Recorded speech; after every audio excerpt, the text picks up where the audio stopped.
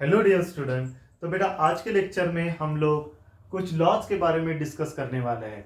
तो बेटा last lecture में हम लोग लॉ ऑफ केमिकल कॉम्बिनेशन के ऊपर जो 3 लॉज है उसके बारे में देखा है, जैसे कि law of conservation of mass, उसके बाद हमने लॉ ऑफ डेफिनेट प्रोपोर्शन, उसके बाद हम लोग लॉ ऑफ मल्टीपल प्रोपोर्शन के बारे में लास्ट जो लेक्चर था उसमें हमने देखा है। और आज के लेक्चर में जो आगे के जो लॉज है उसके बारे में हम लोग डिस्कस करेंगे। तो उसमें क्या क्या है बेटा, लॉ ऑफ रेसिप्रोकल प्रोपोर्शन, उसके बाद हम लोग देखेंगे लॉ ऑफ गैसेस वॉल्यूम, और उसके बाद हम लोग देखेंगे एवोगैड्रोस लॉज के बारे में। तो चलो बेटा हम लोग स्टार्ट करते हैं लॉ ऑफ रेसिप्रोकल प्रोपोर्शन से।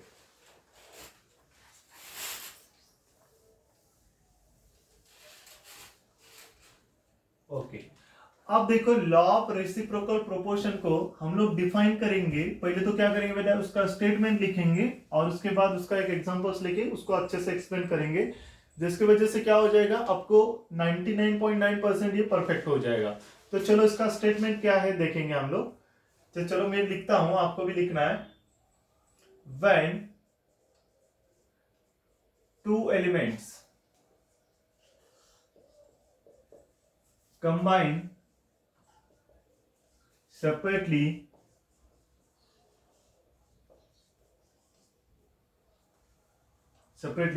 with the fixed mass of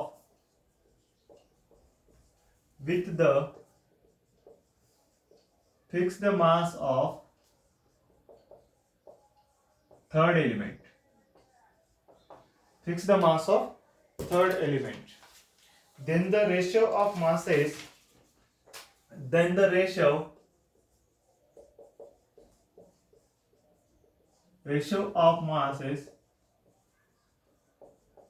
in which they do so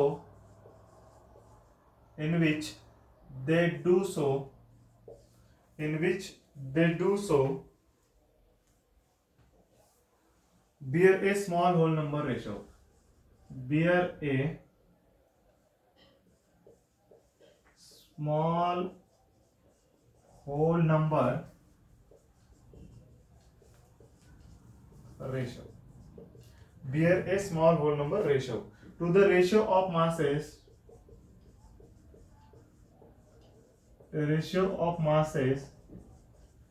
in which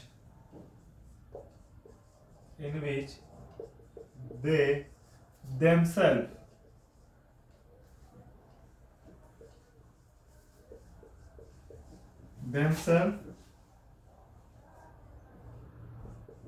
combines। तो इस तरीके से इसका जो स्टेटमेंट है वो मैंने लिखा है।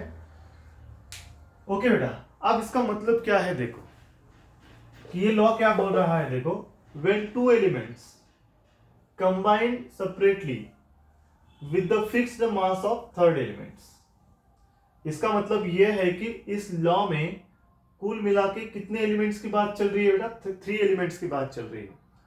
देखो यहाँ पे 2 और ये एक थर्ड 3 एलिमेंट्स की बात चल रही है। इससे पहले का जो लॉ हमने जो देखा है वो था लॉ ऑफ मल्टीपल प्रोपोर्शन के बारे में। उसमें क्या था बेटा, 2 ही एलिमेंट्स की बात चल रही थी। कैसे? उसमें क्या था, 2 elements combine to form more than one compound, then the different masses of one elements chemically combined with fixed masses of other elements bear a small whole number ratio। ऐसा लॉ कौन सा था? लॉ ऑफ मल्टीपल प्रोपोर्शन था। इसका मतलब क्या है कि वहां पे 2 एलिमेंट्स की बात चल रही है, लेकिन यहाँ पे जो है वो 3 एलिमेंट्स की बात चल रही है। उसमें क्या बोल रहा है कि 2 एलिमेंट्स कंबाइन किसके साथ हो रहा है बेटा, थर्ड एलिमेंट्स के साथ हो रहा है, जिसका मास कैसा है, फिक्स है। Then the ratio of masses in which they do so bear a small whole number ratio. तो उसका जो रेशियो ऑफ मास होगा वो कैसा, स्मॉल होल नंबर रेशियो होगा। Then ratio to the ratio of masses in which they themselves combine का मतलब एक दूसरे के साथ। तो हम लोग देखेंगे यहाँ पे एक एग्जांपल्स लेके हम लोग उसको एक्सप्लेन करेंगे। जैसे कि एग्जांपल ले रहा हूं मैं, कार्बन, सल्फर और यहां पे लेता हूं ऑक्सीजन। तो कार्बन, सल्फर, ऑक्सीजन, ये 3 एलिमेंट्स है। आप देखो बेटा, ये जो कार्बन और सल्फर, ये टू एलिमेंट्स हम लोग कंबाइन करेंगे थर्ड एलिमेंट्स के साथ, जो कि है ऑक्सीजन। अब यहाँ पे ऑक्सीजन का मास जो है हम लोग फिक्स रखेंगे। क्या बोल रहा है कि when two elements combine separately, जैसे कि carbon reacts with oxygen to form carbon dioxide gas, उसी तरीके से sulphur reacts with oxygen to form sulphur dioxide gas. अब जैसे कि SO2 फॉर्म हुआ और ये CO2 फॉर्म हुआ, अब यहाँ पे देखो, यहाँ पे जो ये कार्बन है उसका मास तो आपको पता है कि वन कार्बन एटम का मास कितना होता है बेटा, 12। अब ऑक्सीजन के कितने एटम्स है, दो। एक ऑक्सीजन एटम्स का मास होता है 16, तो दो ऑक्सीजन एटम्स का मास कितना हो जाएगा, 16 टू 32, तो 12:32 हो जाएगा। अब यहाँ पे सल्फर का मास कितना होता है बेटा, पता है कि आपको 32 ही होता है, और ऑक्सीजन का तो दो है, तो इसका कितना आएगा, 32। तो यहाँ पे हमें क्या करना है, इसका हमें रेशियो निकालना है। तो रेशियो किसका निकालेंगे, कार्बन एंड सल्फर का निकालेंगे, क्योंकि ऑक्सीजन का जो मास है दोनों भी तरफ क्या है, सेम है। तो रेशियो किसका निकालेंगे बेटा, कार्बन एंड सल्फर का निकालेंगे। तो यहाँ पे क्या करेंगे, carbon and sulphur separately combined with oxygen. यहाँ पे क्या लिखेंगे बेटा, carbon and sulphur separately combined with fix the mass of oxygen, है ना। क्या लिख सकते हैं, carbon and sulphur separately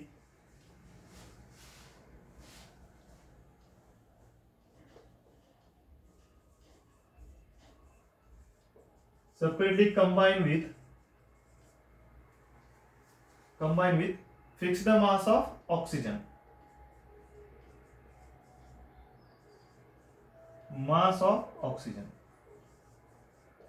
then the ratio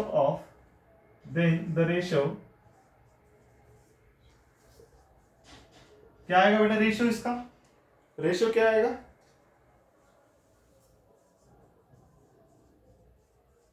देखो। तो आप देखो यहाँ पे ऑक्सीजन का तो मास दोनों का तो सेम है बेटा। अब रेशियो किसका निकालना पड़ेगा मुझे, कार्बन एंड सल्फर का निकालना पड़ेगा। तो कार्बन और सल्फर, तो कार्बन का तो एटॉमिक नंबर है 12:2, यहाँ पे सल्फर का तो जो है वो 32 है। अब मैं क्या करूंगा, इसको ना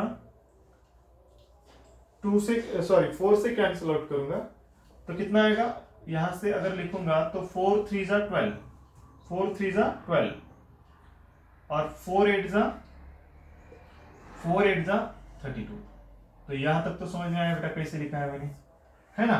रेशियो किसका निकाला है मैंने, अब ऑक्सीजन का तो सेम है, टू एटम्स कौन कौन से, carbon and sulphur separately combined with oxygen, और ऑक्सीजन का मास हमने कैसा रखा है, फिक्स रखा है। ओके, जैसे कि कार्बन ऑक्सीजन के साथ रिएक्ट हुआ और कार्बन डाइऑक्साइड गैस बना, और सल्फर ऑक्सीजन के साथ रिएक्ट हुआ और कौन सा बना बेटा, सल्फर डाइऑक्साइड गैस बना। अब यहाँ पे दोनों का मास तो सेम है ऑक्सीजन का, क्योंकि फिक्स द मास है, और डिफरेंट किसका है, कार्बन और सल्फर का। तो हमने यहाँ पे लिखा carbon and sulphur separately combined with fix the masses of oxygen, then the ratio of masses carbon and sulphur का, तो कितना आया है बेटा, 3:8। अब क्या करना है, carbon and sulphur themselves combine, carbon and sulphur themselves combine. अब ये दोनों देमसेल्फ कंबाइन हो जाएगा तो क्या हो जाएगा, CS2 फॉर्म हो जाएगा, कार्बन डाइसल्फाइड फॉर्म हो जाएगा। तो यहाँ पे कार्बन का मास जो है 12 आएगा, और सल्फर का मास जो है वो कितना आएगा, एक सल्फर का मास कितना होता है, बोलो, सल्फर का मास कितना है बेटा, 32। तो क्या हो जाएगा, 32 है तो दो सल्फर के एटम्स है, तो कितना हो जाएगा, 32 टू 64 हो जाएगा। ये कैसे आया है 64, यहाँ पे सल्फर के दो एटम्स है, एक सल्फर एटम्स का मास है 32, तो दो सल्फर एटम्स का मास कितना हो जाएगा, 64, तो 12:64। तो यहाँ पे मैं क्या लिख सकता हूँ बेटा, देखो, रेशियो ऑफ मासेस इन विच, यहाँ पे लिखूंगा, देखो, ratio of masses in which carbon and sulfur themselves combine, एक दूसरे के साथ कंबाइन। तो कार्बन और ये सल्फर, तो कार्बन का आएगा 12 और इसका आता है 64। इसको भी किससे कैंसिल आउट करेंगे बेटा, हम लोग 4 से ही करेंगे। 4 3 जा 12 प्लस 2, 4 1 जा 4, और कितना 2 बचा, तो 4 6 जा 24, है ना। तो ये आ गया। अब क्या करना है, इसका रेशियो और उसका रेशियो से क्या करना है बेटा, डिवाइड करना है। तो डिवाइड करना है तो हमें क्या है आ जाएगा, स्मॉल होल नंबर रेशियो आ जाएगा। तो मैं यहाँ पे ही करता हूँ, चलो आपको समझ में आ रहा है। तो क्या है, इसका रेशियो आया है 3/8 अपॉन 3 अपॉन कितना आएगा 16। अब क्या हो जाएगा बेटा, ये 3 गेट तो कैंसिल हो जाएगा। अब 3 गेट कैंसिल हुआ तो 16 मैं ऊपर लाता हूं तो क्या हो जाएगा 16 अपॉन 8, है ना। तो क्या आएगा, सॉरी ऐसा नहीं आएगा। अब क्या आएगा बेटा, 3 तो कैंसिल किया तो क्या आएगा 8 1 जा 8 और 8 2 जा 16। तो अगर मैं रेसिप्रोकल इसको करता हूं तो 16/8 आएगा, है ना। तो ये 2 और ये 1, तो 2:8 एक स्मॉल होल नंबर रेशियो आया है। तो इस तरीके से मुझे इसको सॉल्व करने का है। अब बोर्ड पे जो लिखा है वो दिखाई दे रहा है बेटा, अच्छे से आपको दिखाई दे रहा है, अच्छे से नीचे जो लिखा है वो दिखाई दे रहा है। ओके, हाँ चलो, तो फिर से एक बार मैं एक्सप्लेन करता हूं। देखो, आप देखो बेटा, यहाँ पे सब लोग देखो, when two elements, कौन कौन से 2 एलिमेंट्स है, carbon sulphur, combined separately with the fixed mass of third element। तो थर्ड एलिमेंट्स कौन सा लिया हमने, ऑक्सीजन। इसका मतलब कुल मिला के कितने एलिमेंट्स की बात चल रही है, 3 एलिमेंट्स की, 1 2 3। अब क्या हुआ कि when two elements combined separately, अब कैसे हुआ, carbon reacts with oxygen to form carbon dioxide, sulphur reacts with oxygen to form sulphur dioxide. Okay, उसके बाद क्या हुआ बेटा, then the ratio of masses in which they do so, हमने इसका रेशियो निकाला, है ना, मास का रेशियो निकाला। तो क्या है बेटा 3:8 रेशियो आया। उसके बाद they do so bear a small whole number ratio to the ratio of masses in which they themselves combine। उसके बाद क्या करना है, कार्बन और सल्फर को themselves कंबाइन करना है। पहले हमने कार्बन और सल्फर को ऑक्सीजन के साथ सेपरेटली कंबाइन किया, उसके बाद क्या किया, कार्बन एंड सल्फर को themselves कंबाइन किया, तो इसका भी रेशियो निकाला कार्बन एंड सल्फर का। अब देखो यहाँ पे ऑक्सीजन का तो मास दोनों तरफ सेम है, ऑक्सीजन का तो मास जो है वो दोनों तरफ सेम है, लेकिन कार्बन और सल्फर का मास डिफरेंट है, तो इसका रेशियो हमने निकाला। ओके, 3:8 आया। उसके बाद carbon and sulphur themselves combine, तो क्या आया 12:64। कैसे 64 आया है बेटा, एक कार्बन एटम का जो मास है वो होता है 12, और यहाँ पे 2 सल्फर एटम्स है तो इसका मास आया है 64। तो इसको भी 4 से कैंसिल आउट किया तो 4 3 आएगा 12, है ना। अब यहाँ पे 4 1 4 और 2 बच गए तो 24 हुआ, तो 4 6 कितना आएगा 24। इस तरीके से अब फाइनल क्या किया बेटा, ये जो रेशियो आया है 3:8 अपॉन 3:16। अब ये 3 गेट तो कैंसिल हुआ, अब मैंने क्या किया, उसको रेसिप्रोकल फॉर्म में कर दिया 16/8। तो 8 1 8 और 8 2 16, तो 2:8 इसका रेशियो आया है। तो इस तरीके से हमें इसको सॉल्व करना है। ओके, तो मैं एक एग्जांपल आपको यहाँ पे देता हूं और आपको क्या करना है बेटा, उसका रेशियो निकाल के मुझे कमेंट पे लिखना है। ओके, चलो, तो मैं यहाँ पे एक एग्जांपल देता हूं।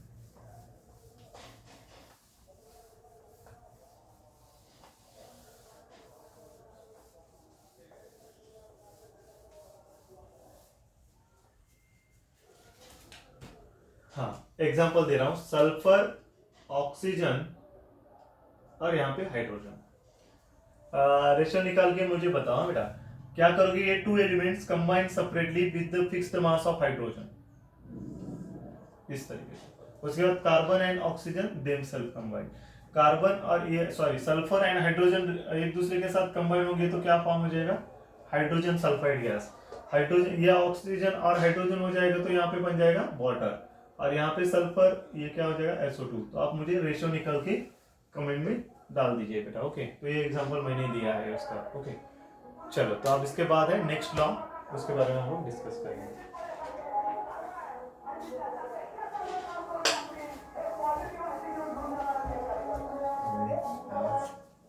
नेक्स्ट आहे बघा, लॉ ऑफ गैसेस वॉल्यूम। तो देखो बेटा, अभी हम लोग जो देखने वाले हैं, जो नेक्स्ट लॉ है वो है लॉ ऑफ गैसेस वॉल्यूम। अब ये जो लॉ है वो किसने दिया है हमें, it was given by Gay Lussac, is the name of scientist, उन्होंने लॉ दिया है। अब ये जो लॉ है वो इन द गैसेस रिएक्शन के लिए ही है ये लॉ। अब देखो ये लॉ क्या बोलता है the reactants are always combined in a simple ratio by volume. The reactants are always combined in a simple ratio by volume and form products, which is simple ratio by volume at same temperature and pressure. चलो जैसे कि for example में क्या बोल रहा है, मैं क्या कर रहा हूं एग्जांपल में H2 गैस है प्लस ये फॉर्म कर Cl2 के साथ उसकी रिएक्शन कर रहा है, Cl2 भी क्या है गैस है। अब ये जो है वो किसकी क्या फॉर्म हो जाएगा बेटा, 2 टाइम्स HCl हो जाएगा। अब यहां से अगर मैं दिखाऊंगा तो क्या होगा बेटा, यहां पे जो हाइड्रोजन गैस है वो कितना है, 1 वॉल्यूम ही है। 1 volume of hydrogen gas combined with 1 volume of Cl2 gas, और इससे क्या बना है बेटा, 2 वॉल्यूम ऑफ HCl गैस। ऐसा ही है ना, क्या बोला, reactants are always combined with simple ratio. अब रेशियो क्या है, 1:1 रेशियो में कंबाइन होके अब क्या फॉर्म हुआ है बेटा, 2 moles of 2 volume of HCl form हुआ है। अब स्टोइचोमेट्रिक कोएफिशिएंट की बात करेंगे तो इसका आगे कुछ है क्या बेटा, नहीं, तो ये आएगा 1:2, यहां पे क्या आएगा 1:2। अब ये क्या बना है 2, यानी कि 1:1 रेशियो में जो ये रिएक्ट होके ये बना है। अब ये जो 1:1:2 ये जो लिखा है ना बेटा, इसको स्टाइचोमेट्रिक कहा जाता है। क्या, स्टाइचोमेट्रिक, COEFFICIENT, स्टाइचोमेट्रिक कोएफिशिएंट। अब स्टाइचोमेट्रिक कोएफिशिएंट का मतलब क्या है, 1 volume of H2 gas combined with 1 volume of Cl2 gas to form 2 volume of HCl, इस तरीके से। और टेम्परेचर और प्रेशर कैसा है बेटा, इसमें सेम है, कांस्टेंट है।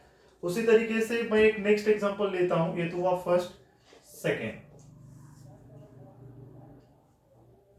है ना। नेक्स्ट एग्जांपल मैं लेता हूं N2, जो कि नाइट्रोजन गैस है, हाइड्रोजन गैस, और इससे बन रहा है 2 moles of NH3 gas. Okay, अब N2 क्या है बेटा, गैस है। अब ये भी कैसे हुआ है, 1 वॉल्यूम ऑफ N2 गैस किसके साथ कंबाइन हुआ है, 3 volume of hydrogen gas. Okay, और ये क्या फॉर्म हुआ है, 2 volume of NH3 gas, NH3 हुआ है। ओके, तो इस तरीके से मैं उसको बोल सकता हूं। अगर मैं स्टाइचोमेट्रिक कोएफिशिएंट अगर लिखता हूं तो इसका स्टाइचोमेट्री, इसके आगे कुछ है क्या बेटा, नहीं, तो इसका मतलब इसके आगे तो 1 आएगा ही। तो 1:3:2, इसका स्टोइचोमेट्रिक कोएफिशिएंट क्या है बेटा, 1:3:2। तो अगर N2 गैस यानी 1 मोल ऑफ N2 गैस या 1 volume of N2 gas combined with 3 volumes of H2 gas और फॉर्म कर रहा क्या हो रहा है बेटा, 2 वॉल्यूम ऑफ NH3 हो रहा है। तो इस तरीके से हमें ये याद रखना है। अब देखो, ये जो लॉ है सिर्फ गैसेस रिएक्शन के लिए वैलिड है। अगर गैसेस रिएक्शन है तभी हम लोग ये जो लॉ है वो हम लोग लगा सकते हैं। तो आपको ये भी समझ में आया होगा। चलो बेटा, तो नेक्स्ट हम लोग लिखेंगे, चलो लिख लो, ये हुआ क्या आपका, ओके।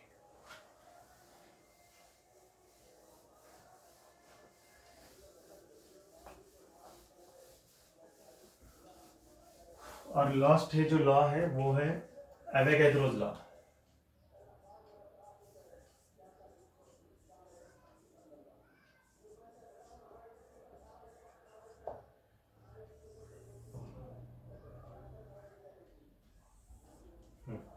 चलो इसमें क्या है देखो बेटा, ठीक है, equal volume of all gas contain, equal volume of all gases contain equal number of molecule, equal number of, बहुत आसान है ये, number of molecule, equal number of molecule at same temperature and pressure, at same temperature and pressure, temperature and pressure। बहुत आसान है बेटा ये, है ना, टेम्परेचर एंड प्रेशर। अब यहाँ पे देखो हम लोग एक एग्जांपल्स लिखेंगे, जैसे कि फॉर एग्जांपल ये क्या बोल रहा है बेटा, देखो equal volume of all the gases contain equal number of molecule. Equal volume, volume भी क्या हो जाएगा, इक्वल, जितना वॉल्यूम है उतना ही क्या हो जाएगा, नंबर ऑफ मोल्स हो जाएगा, इक्वल उसके बराबर हो जाएगा। जैसे कि मान लो कि हाइड्रोजन गैस जो है H2 गैस, इसकी रिएक्शन मैं करता हूं, देखो Cl2 के साथ ही करता हूं, वही एग्जांपल लेंगे, है ना, Cl2 गैस के साथ, और इससे बन रहा है 2 टाइम्स HCl गैस। अब यहाँ पे देखो कि यहाँ पे कुछ नहीं तो स्टोइचियोमेट्री 1:1 ये 2 आएगा, यानी कि ये रेशियो में कैसे 1:1 रेशियो में हाइड्रोजन और Cl कंबाइन होके 2 मोल्स ऑफ HCl फॉर्म कर रहे हैं, है ना। अब यहाँ पे देखो बेटा, यहाँ से मैं अगर वॉल्यूम की लिखूंगा तो 1 वॉल्यूम ऑफ HCl है, 1 वॉल्यूम ऑफ HCl नहीं, H2 गैस है, कंबाइन हो रहा है किसके साथ, 1 वॉल्यूम ऑफ Cl2 के साथ कंबाइन हो रहा है, और फॉर्म क्या कर रहा है बेटा, 2 वॉल्यूम ऑफ HCl फॉर्म कर रहा है, और ये किसके बराबर इक्वल है बोल रहा है बेटा, नंबर ऑफ मॉलिक्यूल्स के इक्वल है बोल रहा है at same temperature and pressure. अब यहाँ पे देखो कि 1 वॉल्यूम है तो मॉलिक्यूल भी कितना हो जाएगा, n मॉलिक्यूल हो जाएगा, यानी molecule is denoted by capital N, ये भी कितना हो जाएगा बेटा, n मॉलिक्यूल हो जाएगा, ये भी कितना हो जाएगा, n मॉलिक्यूल हो जाएगा, ऐसा हो जाएगा ना, n मॉलिक्यूल हो जाएगा, कितना मॉलिक्यूल, अब यहाँ पे 2n मॉलिक्यूल हो जाएगा, है ना, 2n मॉलिक्यूल, यहाँ पे तो n मॉलिक्यूल होगा, 1n और ये 2l मॉलिक्यूल हो जाएगा। अब यहां से अगर मैं बोल दूं बेटा कि हाफ मॉलिक्यूल है किसका, इसका हाफ मॉलिक्यूल बोल रहा हूं मैं, हाफ मॉलिक्यूल की अगर बात करता हूं तो क्या हो जाएगा, 1 एटम, इसका हाफ क्या हो जाएगा, 1 एटम ऑफ हाइड्रोजन हो जाएगा, है ना। हाफ मॉलिक्यूल बोल रहा हूं तो इसका कितना एटम हो जाएगा, 1 एटम, इसका भी क्या हो जाएगा, मैं हाफ मॉलिक्यूल बोल रहा हूं तो इसका भी क्या हो जाएगा, Cl का 1 एटम हो जाएगा, तो ये कंबाइन होके क्या बन रहा है, 1 मॉलिक्यूल बन रहा है,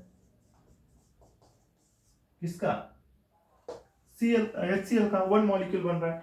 इसका half molecule of H2, half molecule का मतलब क्या है, 1 एटम्स ऑफ हाइड्रोजन कंबाइन हो रहा है किसके साथ, हाफ मॉलिक्यूल किसका, Cl2 का, तो क्या आएगा, Cl2 एक मॉलिक्यूल है, उसका हाफ क्या आएगा, 1 एटम आ जाएगा, 1 एटम, तो उससे क्या बन रहा है, 1 मॉलिक्यूल बन रहा है ना। तो इस तरीके से आपको ये समझ में आना चाहिए बेटा, है ना, इस तरीके से आपको ये समझ में आना चाहिए। तो बहुत आसान है ये लॉ। तो बेटा क्या है कि हमने जो लॉ है उसके बारे में हमने देखा है। आप देखो कि हमने वो जो लॉ, जैसे कि chemical combination, law of chemical combination, law of definite proportion, law of multiple proportion, law of reciprocal proportion, है ना,